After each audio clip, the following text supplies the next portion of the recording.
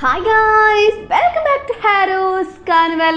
അങ്ങനെ ഡാൻറ്റയുടെ 500 billion von അടിച്ചു മാറ്റിയിട്ട് നമ്മുടെ ലീയുടെ എയർപോർട്ടിൽ നിൽക്കുകയാണ്. എത്രയും പെട്ടെന്ന് ഈ സ്ഥലം വിടണം. അപ്പം ലീയുടെ വൈഫ് ഇങ്ങനെ അവനോട് സംസാരിച്ചുകൊണ്ടിരുന്ന സമയത്താണ് ഇവൻ പറയുന്നത്, ഇവർ മാത്രമല്ല പോന്നേ, ഇവൻ്റെ അമ്മയും പെങ്ങന്മാരും ഒക്കെ വരുന്നുണ്ട്. ഇത് ലീയുടെ വൈഫിന് ഇഷ്ടപ്പെടുന്നില്ല കേട്ടോ. അവൾ നൈസായിട്ട് അവിടെ നിന്ന് മാറി നിൽക്കുന്നുണ്ട്. അപ്പം ലീയെ പറ്റി അന്വേഷിക്കാൻ വേണ്ടി ഡാൻറ്റ് പറഞ്ഞയച്ചായിരുന്നല്ലോ, അവൻ്റെ ഭാര്യയും മോനും ജപ്പാനിലോട്ട് പോയിട്ടുണ്ടെന്ന് അറിഞ്ഞിട്ടുണ്ട്. സെക്രട്ടറി പറയുന്നുണ്ട് നമ്മുടെ മിസ്റ്റർ ബേക്ക് ആണെങ്കിൽ ആ ഒരു പൈസ ഇങ്ങനെ ആവശ്യപ്പെട്ടുകൊണ്ടേ ഇരിക്കുകയാണ്. അപ്പോൾ ഡാൻറ്റ് ആണെങ്കിൽ ഈ എബ്രോഡിലൊക്കെ കുറച്ച് ഫണ്ട്സ് ഒക്കെ ഇൻവെസ്റ്റ് ചെയ്തിട്ടുണ്ടായിരുന്നു. അപ്പോൾ അതെടുത്തിട്ട് എങ്ങനെയെങ്കിലും അവൻ ആ പൈസ കൊടുക്കുക, ഇല്ലെങ്കിൽ തനിക്കെതിരെയുള്ള തെളിവൊക്കെ അവൻ മീഡിയയ്ക്ക് കൊടുക്കും. ഈ ഒരു സമയമാണ് നമ്മുടെ ഹൂൻ അങ്ങോട്ടേക്ക് വരുന്നത്. ഒരാൾ ഇവനെ കാണാൻ വന്നിട്ടുണ്ടെന്ന് പറയുന്നു. അത് മറ്റാരുമല്ല, നമ്മുടെ ഒരു പിങ്കാട്ടോ. പിങ്ക് ഇവിടെ വന്നേക്കുന്നത് ഒരു ഡീല് വെക്കാനാട്ടോ. ആ ഒരു കാറിന്റെ ഡാഷ് ക്യാം അവൾ അവനെ കാണിക്കാണ്. അതുള്ള ഫൂട്ടേജ് അവനെ കാണിച്ച് അവനെ ഭീഷണിപ്പെടുത്താണ്.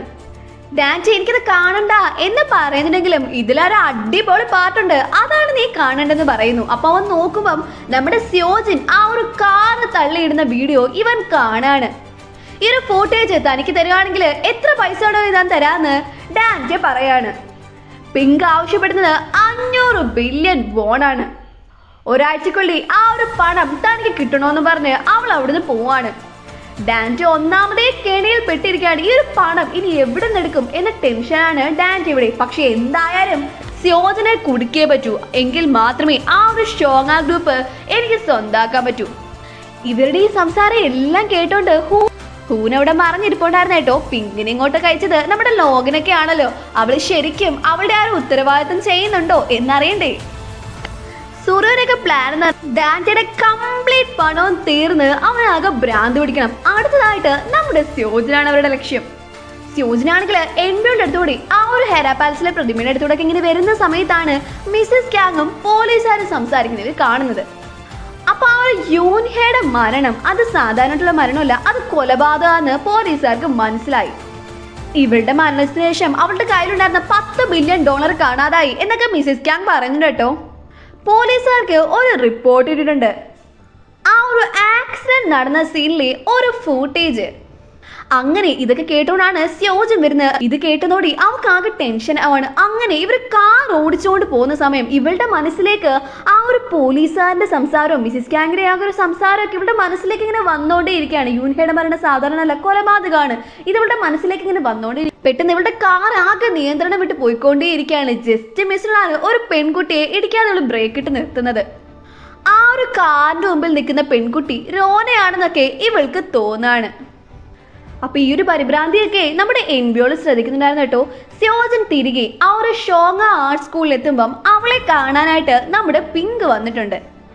ഡാൻറ്റി അന്ന് യൂൻഹെ ഫോളോ ചെയ്ത് പോയിട്ടുണ്ട് എന്ന് കാണിക്കുന്ന കുറച്ച് ഫോട്ടോസ് ഇവളെ കാണിക്കുകയാണ്. അതുപോലെ ഡാൻറ്റി പറഞ്ഞിട്ടാണ് അന്ന് മീഡിയക്ക് ആ ഒരു കള്ള റിപ്പോർട്ടുകൾ കൊടുത്തേ. ആ ഒരു വോയിസും ഇവളുടെ കയ്യിലുണ്ട്. ഇതൊക്കെ സ്യോജന് കൊടുക്കാം, പക്ഷേ പകരമായി 500 ബില്യൺ വോൺ ഈ ഒരു ആഴ്ചക്കുള്ളിൽ എനിക്ക് തരണം എന്ന് പറഞ്ഞുകൊണ്ട് പിങ്ക് ഇവിടുന്ന് പോവാണ്. ഇപ്പൊ സ്യോജൻ ഈ ഒരു ഡീല് സമ്മതിച്ചിട്ടുണ്ട്. കാരണം ഡാൻറ്റി അവൾക്ക് കുടുക്കിയേ പറ്റത്തുള്ളൂ, എന്നാൽ മാത്രമേ അവളുടെ ഷോങ് ഗ്രൂപ്പ് അവൾക്ക് സ്വന്തമായിട്ട് നിർത്താൻ പറ്റൂ. പോളിസ് സെക്രട്ടറിയോട് ആ ഒരു ഷോങ് ബിൽഡിങ് നീ വിറ്റേക്ക്, എന്തൊക്കെ വിറ്റിട്ടായാലും ഈ ഒരു ആഴ്ചക്കുള്ളിൽ എനിക്കൊരു പണം കിട്ടിയേ പറ്റൂ. ഡാൻറ്റി ഇപ്പൊ ഈ ഒരു പണത്തിനായിട്ട് ഹേം ഗ്രൂപ്പിന്റെ ചെയർമാനെ കാണാൻ വന്നിരിക്കുകയാണ്. അപ്പൊ ഈ പ്രാവശ്യം അവൻ കൊളാറ്റലായിട്ട് വെക്കുന്നത് അവന്റെ ഷോൺസു ഡിസ്ട്രിക്റ്റിലുള്ള ആ ഒരു 27ാമത്തെ സ്ഥലം, അതായത് നമ്മുടെ ജോക്കോമ നിൽക്കുന്ന സ്ഥലം കേട്ടോ. അവൻ ആവശ്യപ്പെട്ട പണം ഈ ഒരു ചെയർമാൻ അവന് കൊടുക്കാണ്. അങ്ങനെ ആ ഒരു പണവുമായിട്ട് അവൻ പിങ്കിനെ കാണാൻ വേണ്ടി വന്നിരിക്കുകയാണ്. ഒരു വിജനമായ പ്രദേശത്തില് ഇപ്പം പിങ്കും അവരുടെ കാറിലിരുന്ന് സംസാരിക്കുകയാണ്. ഈ ഒരു പണം ഇവനാണെങ്കിൽ ഇവളുടെ കയ്യിൽ കൊടുക്കുന്നു.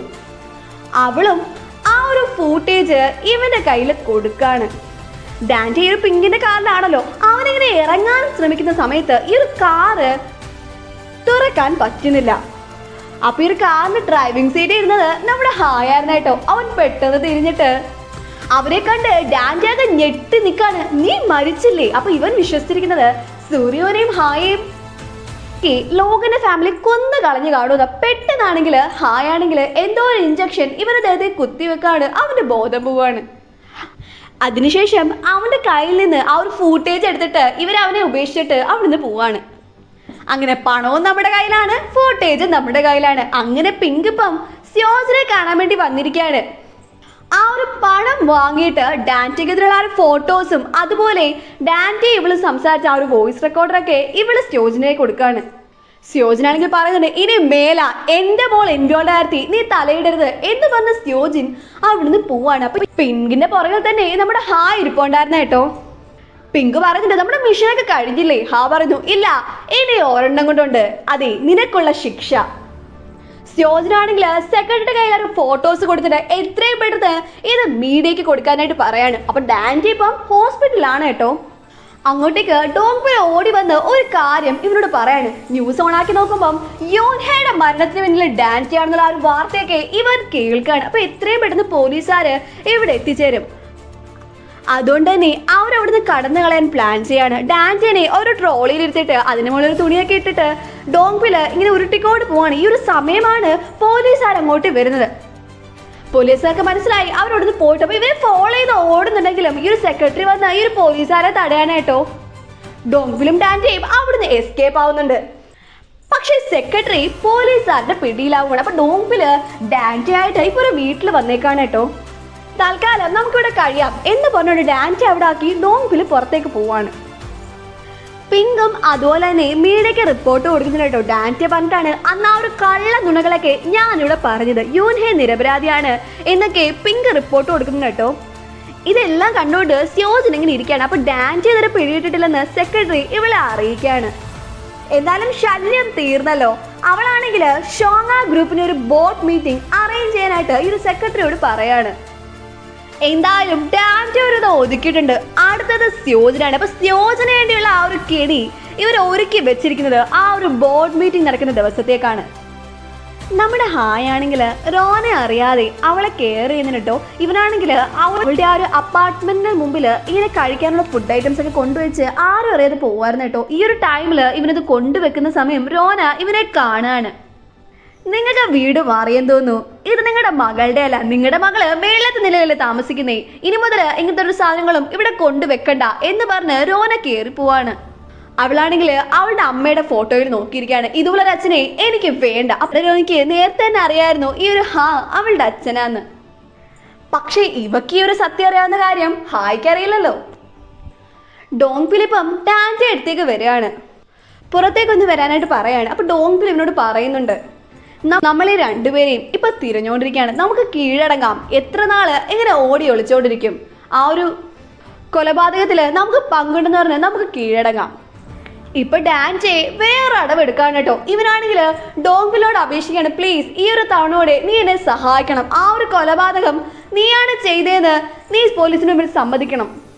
നിനക്ക് ഞാൻ എന്ത് വേണമെങ്കിലും ചെയ്തു തരാം എന്നൊക്കെ ഡാൻറ്റി ഇവന്റെ കാലേ വീണ് പറയാൻ കേട്ടോ. ഡോങ്ക്വിൽ നോക്കി, ഈ ഒരു തവണ കൂടി ഞാൻ നിന്നെ സഹായിക്കാം. ഡാൻറ്റി പറയാൻ നന്ദിയുണ്ട്, അന്ന് ആ ഒരു കൊലപാതകത്തിലും നീയല്ലേ എനിക്ക് വേണ്ടി കുറ്റം ഏറ്റെടുത്തത്, ഒരുപാട് നന്ദിയുണ്ടെന്നൊക്കെ ഡോങ്ക്വിലിനോട് പറയാണ്. അപ്പൊ ഡോങ്ക്വിൽ അവിടെ നിന്ന് പോവാണ് കേട്ടോ. ഇവർ തമ്മിലുള്ള ഈ ഒരു സംസാരം എല്ലാം ഡോങ്ക്വിൽ റെക്കോർഡ് ചെയ്യുന്നുണ്ടായിരുന്നു. അങ്ങനെ ഡോങ്ക്വിലാണെങ്കിൽ ഇപ്പൊ ജെയിനിയെ അവളുടെ കോളേജിൽ കൊണ്ടുവെക്കാണ്. ഇവൻ ജെയിനോട് പറയുന്നുണ്ട്, മോളെ കുറച്ച് നാളത്തേക്ക് ഞാൻ ഇവിടെ കാണില്ല, ഞാൻ ദുബായിലേക്ക് പോവാണ്. അപ്പൊ ജെയിനിക്ക് മനസ്സിലായി ഇവൻ ദുബായിലേക്ക് പോകുന്നെന്ന് ഉദ്ദേശിച്ചത് എങ്ങോട്ടേക്കാന്ന്, ജയിലിലാന്ന്. ഇവളാകെ വിഷമിച്ച് നിൽക്കാണ് കേട്ടോ. ഇവിടെ ഡാൻറ്റി ആണെങ്കിൽ അവൻ താമസിക്കുന്ന ആ ഒരു വീടിന്റെ ജനലിങ്ങനെ തുറന്നു നോക്കുമ്പോൾ പോലീസ് വണ്ടികൾ അങ്ങോട്ടേക്ക് വളരെ വേഗത്തിൽ വന്നുകൊണ്ടിരിക്കുകയാണ്. താൻ കുടുങ്ങിയോ? ആ ഡോങ്ക്വിൽ തന്നെ ചതിച്ചോ എന്നൊക്കെ അവനിങ്ങനെ ആലോചിക്കുകയാണ്. ഇപ്പൊ പോലീസുകാർ ഇവനെ അന്വേഷിച്ച് വരുവാണല്ലോ. അവൻ വേഗത്തിന് ആ ഒരു ജനലിൽ നിന്ന് ചാടി രക്ഷപ്പെടാണ് കേട്ടോ. പോലീസുകാർക്ക് ഇവനെ കണ്ടെത്താനാകുന്നില്ല. ഡാൻറ്റി ആണെങ്കിൽ ഒരിടത്ത് വിളിച്ചിരിക്കുകയാണ് കേട്ടോ. അവൻ ഡോങ്ക്വിലിനെ വിളിക്കുന്നുണ്ട്, നീ എന്താ ഈ സംഭവിച്ചിരിക്കുന്നേ, നീ എന്നെ ചതിച്ചോ എന്നൊക്കെ ചോദിക്കുകയാണ്. അപ്പൊ ഡോങ്ക്വിൽ പറയുന്നു, ഒരേ ഒരു തവണയോടെ ഞാൻ നിങ്ങളെ സഹായിക്കാം. ഇന്ന് രാത്രിയിൽ അസാറിലുള്ള പോർട്ടിലേക്ക് നീ പോകണം. അവിടെ ചൈനയിലേക്ക് സാധനം കൊണ്ടുപോകുന്നൊരു ബോട്ടുണ്ട്, അതില് എനിക്കറിയാവുന്ന ഒരാളുണ്ട്, അയാൾ പറയുന്ന പോലെ നീ ചെയ്താൽ മതി, നിനക്ക് രക്ഷപ്പെടാം. അങ്ങനെ ഡാൻറ്റി ഇപ്പം ആ ഒരു ബോട്ടിനടുത്ത് എത്തിയേക്കാണ് കേട്ടോ. ഡാൻറ്റി ആ ഒരു ബോട്ടിൽ കയറുമ്പം അതുണ്ടായിരുന്ന വ്യക്തി അവനോട് ആ ഒരു എൻജിൻ റൂമിലേക്ക് ചെല്ലാൻ പറയാണ്. അപ്പൊ അവനെ ആ ഒരു എൻജിൻ റൂമിൽ അടയ്ക്കുകയാണ്. അവൻ ആ ഒരു എൻജിൻ റൂമിൽ കയറിയിരിക്കുകയാണ്. ആ ഒരു പോർട്ടിലേക്ക് സൂര്യയുടെ ലോഗിന് വരുന്നുണ്ട് കേട്ടോ. ഇതെല്ലാം അവരുടെ പ്ലാൻ ആണല്ലോ. ബോട്ടിലുണ്ടായിരുന്ന ആ ഒരു വ്യക്തി ഈ ഒരു എഞ്ചിൻ റൂമിലോട്ട് കയറിയിട്ട് എന്തോ ഒരു സാധനം എടുത്ത് ഡാൻറ്റി അടുത്തേക്ക് ഇടുന്നുണ്ട്. പെട്ടെന്ന് അവിടെ പുക വരികയാണ്. ഡാൻറ്റിയുടെ ബോധം മറയാണ്. അങ്ങനെ പിറ്റേ ദിവസമാണ് സ്യോജൻ വളരെ സന്തോഷത്തില് ഇങ്ങനെ ഫുഡൊക്കെ പ്രിപ്പയർ ചെയ്തോണ്ടിരിക്കുകയാണ്. അപ്പൊ ഇവളിങ്ങനെ സന്തോഷിച്ചിരിക്കുന്നുണ്ട്. എൻബിൾ അങ്ങോട്ട് വരികയാണ്. അല്ല അമ്മ ഇതെല്ലാം സന്തോഷത്തിലാണല്ലോ. അപ്പം സ്യോജൻ പറയുന്നുണ്ട്, ഷെയർ ഹോൾഡേഴ്സ് മീറ്റിംഗിൽ നമ്മുടെ ഷോങ്ങ ഗ്രൂപ്പിന്റെ ചെയർമാൻ ആവാൻ പോവാണ്. അപ്പൊ ഇത് കേട്ട് എൻബിയോളിന് സന്തോഷമാവുന്നുണ്ട് കേട്ടോ. അങ്ങനെ ഫുഡൊക്കെ കഴിച്ചിട്ട് ഇവര് ഷോപ്പിങ്ങിന് പോവാണ്. ഷോപ്പിംഗ് കഴിഞ്ഞ് കുറേ ഫോട്ടോസൊക്കെ എടുത്തിട്ട് ഇവര് തിരികെ വീട്ടിലെത്താണ്. നമ്മുടെ ഡാൻറ്റി കണ്ണ് തുറക്കുന്ന സമയം. അവനിപ്പം ഒരു സെല്ലിലാണ്. പുറത്തൊരു നേഴ്സ് ഇപ്പോൾ കേട്ടോ. അപ്പൊ ഞാൻ എവിടെയാണ്, എന്തായി നടക്കുന്നതെന്നൊക്കെ ഇവൻ ചോദിക്കുമ്പോൾ നേഴ്സ് പറയുന്നു, ആ നിങ്ങൾ ഉണർന്നോ? ബെഗ്ജുൻകി സർ. ആ ഒരു പേര് കേട്ട് ഇവൻ ഞെട്ടി നിൽക്കുകയാണ്. അപ്പൊ അവൻ തിരിഞ്ഞു നോക്കുമ്പം അവൻ കിടന്നിരുന്ന ആ ഒരു ബെഡിന്റെ മുകളില് ബെഗ്ജുൻകി നേരിട്ടുണ്ടായിരുന്നു കേട്ടോ. ഈ ഒരു സമയം ആ ഒരു മുറിയിലേക്ക് നമ്മുടെ കെങ്കേറി വരാണ്. ഇവളെ കണ്ട് ഇവനാകെ ഞെട്ടി നിൽക്കാണ്. സ്യോജൻ എൻബോളും തിരികെ വീട്ടിലെത്തുമ്പം എൻബോൾ പറയുന്നു, അമ്മ പോയി ഫ്രഷ് ആയിട്ടൊക്കെ വാ, ഞാൻ നമുക്ക് കഴിക്കാനുള്ള ഫുഡൊക്കെ പ്രിപ്പയർ ചെയ്ത് വെക്കാം. അങ്ങനെ സ്യോജൻ ഫ്രഷ് ആവാൻ പോയ ടൈമിൽ എൻബോള് അവളുടെ റൂമിൽ കയറാണ്. ഇവളാണെങ്കിൽ ഒരു കുപ്പിയിൽ നിറയെ കുറേ ഡ്രഗ്സ് നിറച്ച് വെച്ചിട്ടുണ്ടായിരുന്നു കേട്ടോ. ഞാൻ അമ്മയ്ക്ക് വേണ്ടിയാണ് ഇതെല്ലാം സൂക്ഷിച്ചു വെച്ചത്. അമ്മയുടെ ആ ഒരു ബാഡ് മെമ്മറീസ് എല്ലാം എന്നേക്കുമായിട്ട് പോട്ടെ.